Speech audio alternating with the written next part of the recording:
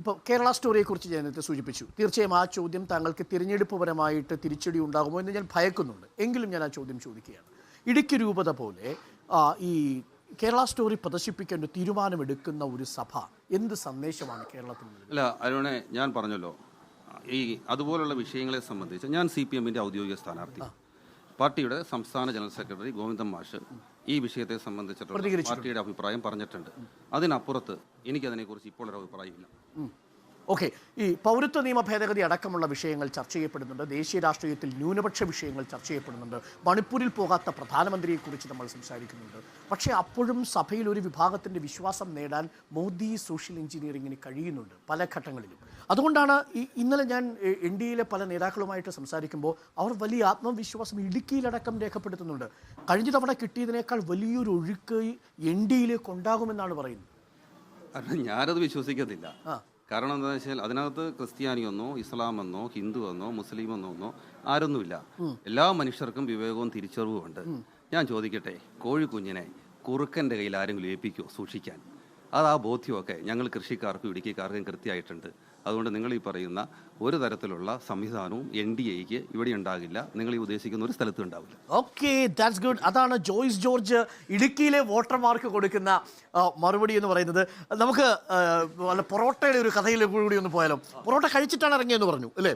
Joyce George പറഞ്ഞ വാചകം വളരെ പ്രധാനപ്പെട്ടതാണ്. പൊറോട്ടയും ബീഫും കഴിക്കാനുള്ള നമ്മുടെ അവകാശം സംരക്ഷിക്കുക എന്നതും ഈ സ്ഥാനാർത്ഥിത്വത്തിൻ്റെ ഒരു പ്രധാനപ്പെട്ട ലക്ഷ്യമാണ് എന്ന് പറയുന്നു. അപ്പോൾ നമുക്ക് നല്ല ചൂട് പൊറോട്ടയുടെ കുറച്ച് ഭാഗം കഴിച്ചുകൊണ്ട് പൊറോട്ട കഴിക്കാം. ഞാൻ രാവിലെ പൊറോട്ടയല്ല കഴിച്ചത്, ഞാൻ രാവിലെ ദോശയാണ് കഴിച്ചത്. കാരണം വെച്ചാൽ തെരഞ്ഞെടുപ്പുമായി ബന്ധപ്പെട്ട് ചൂടുള്ള പ്രചരണ പരിപാടിയിലായതുകൊണ്ട് ഞാൻ എൻ്റേതായിട്ടുള്ള ഒരു ചെറിയ ഡയറ്റ് കീപ്പ് ചെയ്യുന്നുണ്ട്. ഗ്ലാമർ ഇച്ചിരി കൂടിയിട്ടുണ്ടോ ഈ തെരഞ്ഞെടുപ്പ് പ്രചരണമായപ്പോൾ? സാധാരണ ചൂട് കൂടുമ്പോൾ ഗ്ലാമർ കുറയേണ്ടതാണ്. അല്ല, അങ്ങനെയൊന്നുമില്ല. അല്ല, അത് ആപേക്ഷികമാണ്. അരുൺ എന്നെ കാണുമ്പോൾ തോന്നുന്നു അല്ലല്ലോ ഇവർക്ക് എന്നെ കാണുമ്പോൾ തോന്നുന്നു. അപ്പൊ അതുകൊണ്ട് ഗ്ലാമർ എന്നൊക്കെ പറയുന്നത് ആപേക്ഷികം. മാത്രമല്ല ജനങ്ങളുടെ കൂടെ നിൽക്കുന്നതാണ് നമ്മുടെ ഗ്ലാമർ. അതെ, തീർച്ചയായും ജനങ്ങളുടെ ആവേശമാണ്. ഞാൻ അവർക്കൊപ്പം. അതെ, അത് ഉറപ്പായിട്ടും. മാത്രമല്ല തെരഞ്ഞെടുപ്പിൽ അത് അരുൺ മനസ്സിലാക്കേണ്ട ഒരു കാര്യം, നമ്മളൊക്കെ ജനങ്ങളിലേക്ക് ഞാൻ 2014 പാർലമെന്റ് ചോദിച്ചോട്ടെ, പൊറോട്ട അടിക്കാൻ അറിയോ? പൊറോട്ട ഞാൻ പൊറോട്ട അടിക്കാനൊക്കെ ശ്രമിച്ചു നോക്കിയിട്ടുണ്ട്. പക്ഷേ ഒരു പൊറോട്ട അടിക്കാൻ നോക്കി നൂലപ്പമായിട്ട് അല്ല ഞാൻ അങ്ങനെ എന്താണെങ്കിലും വളരെ ഇത് പൊറോട്ട അടിക്കുന്നതിനേക്കാൾ ഗൗരവമുള്ള ഒരു തെരഞ്ഞെടുപ്പ് പ്രചരണത്തിലാണ് ഞാൻ. അതുകൊണ്ട് ഇപ്പൊ പൊറോട്ട അടിക്കുന്നതിന് ഞാൻ എന്തായാലും ഇല്ല. അതിനേക്കാൾ ഗൗരവമുള്ള ജോലി. അപ്പോൾ ഒരു കാര്യം കൂടെ, അപ്പോൾ സോഫ്റ്റ് ആയിട്ടുള്ള പൊറോട്ടയും ബീഫും അതാണ് ഈ ഇടുക്കിക്കാരുടെ ഒരു ദേശീയ ഭക്ഷണം. അത് ഞാൻ അങ്ങനെ കഴിക്കാൻ ക്ഷണിക്കുകയാണ്. ഞങ്ങളുടെ നാടിന്റെ പൊറോട്ടയും ബീഫും ഞങ്ങൾക്ക് ഇടുക്കിക്കാർക്ക് ഒരു വീക്ക്നെസ്സാണ്. അതുകൊണ്ടാണല്ലോ ഞാൻ പറഞ്ഞത്. കൂടാതെ എല്ലും കപ്പയും അതിനേക്കാൾ വീക്ക്നെസ്. ഞങ്ങൾ പറഞ്ഞല്ലോ, ഞങ്ങൾക്ക് പോത്തും ഇറച്ചിയും അതുമായി ബന്ധപ്പെട്ടു. അതെന്ന് വെച്ചാൽ അവിടെ ഓരോ ജനവിഭാഗങ്ങൾക്കും അവർ കടന്നു വന്ന വഴികളുണ്ട്. ഞാൻ പറഞ്ഞു ഇന്നലകളില്ലാതെ ഇന്നില്ലല്ലോ. ഞങ്ങൾ ഇടുക്കിയിലേക്ക് വരുമ്പോൾ ഇത് ഞങ്ങളൊക്കെ നിൽക്കുന്നത് രണ്ടാമത്തെയും മൂന്നാമത്തെയും തലമുറക്കാരായിട്ടാണ്. അപ്പോൾ ഇടുക്കിയിലെ ഇന്ന് ഈ പറയുന്ന സൗകര്യമൊന്നുമില്ലല്ലോ. ഈ കാടും മലയും ഇതുമായി ബന്ധപ്പെട്ട എല്ലാ തരത്തിലുള്ള പ്രതിസന്ധികളെ അതിജീവിക്കാൻ വേണ്ടി അതിന് പറ്റുന്ന ഭക്ഷണവും അതിന് പറ്റുന്ന ശീലങ്ങളും ഒക്കെ ആയിട്ടാണ് ഇടുക്കിയിലെ ഞങ്ങളുടെ പൂർവ്വപിതാക്കന്മാർ ഇവിടെ ജീവിച്ചത്. ഞങ്ങൾ കൊന്നിട്ടുണ്ടെന്നേ, തിന്നിട്ടുണ്ടെന്നേ, ഞങ്ങൾ കൃഷി ചെയ്തിട്ടുണ്ടെന്നേ, ഉണ്ടാക്കിയിട്ടുണ്ടെന്നേ, അതിനെയൊക്കെ ഞങ്ങൾ തിന്നിട്ടുണ്ടെന്നേ. ഞങ്ങൾ കപ്പയും തിന്നും, എല്ലും തിന്നും, പോത്തിനെയും തിന്നും, ഞങ്ങളെല്ലാം തിന്നും. അതെ, വന്യജീവി സംരക്ഷണ നിയമം ആ അർത്ഥത്തിൽ മാറ്റി എഴുതാൻ വേണ്ടി സമരവും ചെയ്യും. അല്ല, വന്യജീവി എൻ്റെ തെരഞ്ഞെടുപ്പിലെ ഏറ്റവും പ്രധാനപ്പെട്ട അത് നിങ്ങൾ പറഞ്ഞിട്ട് നിങ്ങളൊക്കെ മാധ്യമങ്ങൾ, ഞാൻ തെരഞ്ഞെടുപ്പിൽ മത്സരിക്കാൻ ഇറങ്ങിയപ്പോൾ ആളുകളോട് ചോദിച്ചു. തെരഞ്ഞെടുപ്പ് ജയിക്കുക മാത്രമല്ല, നമുക്ക് പറയാനുള്ളത് ആളുകളെ കേൾപ്പിക്കുക എന്നുള്ളതും ഓരോ മത്സരത്തിൻ്റെ ഉദ്ദേശങ്ങളിലൊന്നാണ്. അപ്പോൾ ഈ തെരഞ്ഞെടുപ്പ് ഞാൻ വന്നപ്പോൾ ഞാൻ പറഞ്ഞു, ഇതിനകത്ത് നമുക്ക് ഇപ്പോൾ വന്യജീവി സംരക്ഷണ നിയമം നിങ്ങളതിനെക്കുറിച്ച് സംസാരിക്കുകയാണ്. ഞാൻ പറയുന്നത് അരുണല്ല, പൊതുവെ പൊതുബോധം എന്താ, പബ്ലിക് പെർസെപ്ഷൻ എന്താ, വന്യജീവികളെ ആകെ സംരക്ഷിക്കണം, നമ്മളും ഇതിലല്ല. പക്ഷേ ലോകത്തുണ്ടാകുന്ന ഇതിനെ സംബന്ധിക്കുന്ന ശാസ്ത്രീയമായ സമീപനങ്ങൾ നമ്മൾ മനസ്സിലാക്കേണ്ടത്. ഇപ്പോൾ സ്വാഭാവികമായിട്ട് ഇപ്പോൾ 72 ബഹുമാന്യ ഇന്ദിരാഗാന്ധി വന്യജീവി സംരക്ഷണ നിയമം ഉണ്ടാക്കും. പ്രൊട്ടക്ഷൻ ഓഫ് ദ വൈൽഡ് ലൈഫാണ്. പിന്നീട് ലോകം അത് മാറി പ്രൊട്ടക്ഷനിൽ നിന്ന് കൺസർവേഷൻ ആൻഡ് മാനേജ്മെന്റിലേക്ക് വന്നു. ഇപ്പം സസ്റ്റൈനബിൾ മാനേജ്മെന്റ് ഓഫ് വൈൽഡ് ലൈഫിലേക്ക് ലോകം എത്തി. ICBBൻ്റെ ഒക്കെ ഏറ്റവും ലേറ്റസ്റ്റ് റിപ്പോർട്ട് അതാണ്. അത് വെച്ചിട്ട് ഡൗൺ ടു എർത്ത്, സുനിതാ നാരായണനാണ് അതിൻ്റെ എഡിറ്റർ. ഡൗൺ ടു എർത്ത് എൻ്റെ മുഖപ്രസംഗം വന്നു, കിൽ ടു കൺസേർവ് എന്ന്, കൊല്ലാൻ, സംരക്ഷിക്കാൻ വേണ്ടി.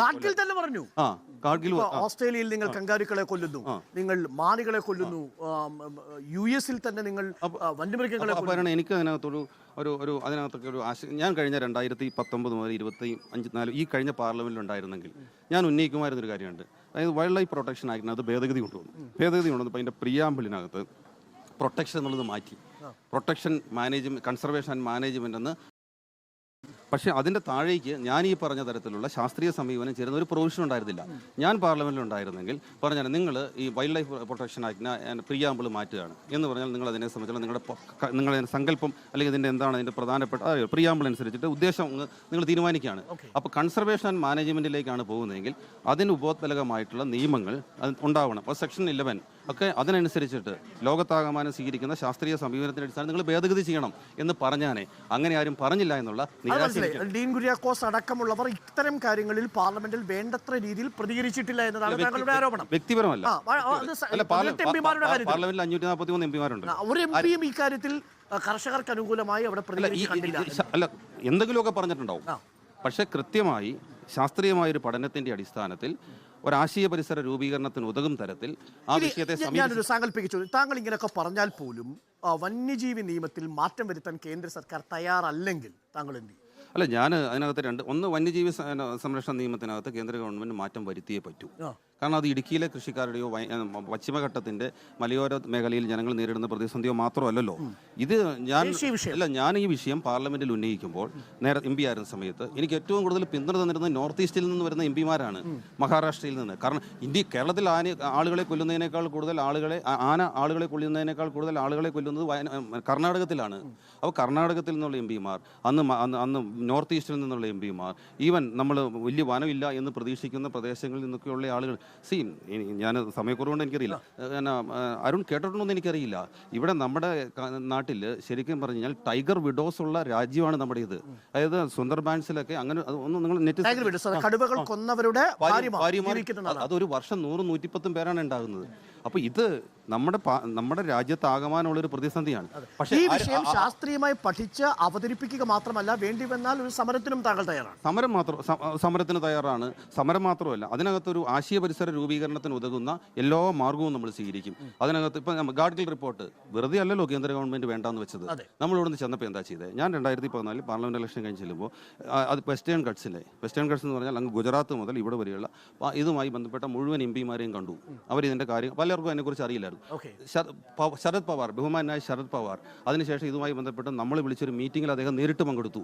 എന്നിട്ട് ഞങ്ങൾ ഒരുമിച്ച് അതിനകത്ത് അതിനെയാണല്ലോ പാർലമെന്റ് എന്ന് പറയുന്നത്. പ്രസംഗം മാത്രമല്ലോ, ലോബിയിങ് കൂടിയല്ലേ. അതും കൂടി നടത്തിയിട്ടാണ് ഗാഡ്ഗിൽ റിപ്പോർട്ട് വേണ്ട എന്ന് BJP ഗവൺമെന്റ് തീരുമാനിച്ചത്. അതാണ് ജോയ്സ് ജോർജിന് ഇടുക്കിയിലെ ജനങ്ങൾക്ക് കൊടുക്കാനുള്ള ഉറപ്പ്.